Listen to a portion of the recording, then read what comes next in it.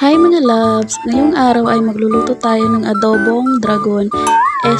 Adobong pato. At ayan, babalatan na nga ni Mr. yung mga gagamitin sa pagluto ng pato. Inuna niya palang balatan itong sibuyas, pagkatapos ay ang dahon ng sibuyas.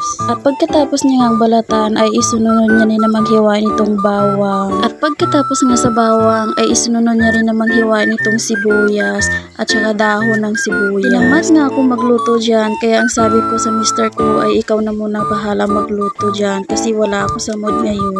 At pumayag na nga ang Mr. ko, kaya ang sabi niya sa akin, siya na lang daw ang bahala. Kaya napakaswerte ko talaga sa Mr. ko. Char lang. Tapos nga ay inilagay niya yung bawang sa mainit na mantika.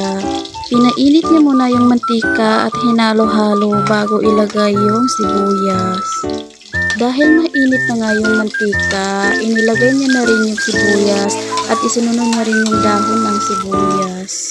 At pagkatapos nga ay isinunod niya rin yung dragon na ibinigay ng kapitbahay. Charot lang po. Ngayon nga lang nakapag mini vlog ulit gawa ng busy ang ating ganitong mga nakaraang araw. Fast forward na ay pagkatapos na ilagay yung toyo, naisunod ko naman yung tubig at saka yung ketchup at hinalo-halo na rin para ma-mix yung ketchup sa niluluto nating dragon. At pagkalipas nga ng ilang minuto ay naluto na rin itong niluluto kong dragon. Yung niluto ng Mr. ko na pato, bigay ng kapitbahay. At isinalin ko na nga sa kanyang lalagyan para kami ay makakain na din.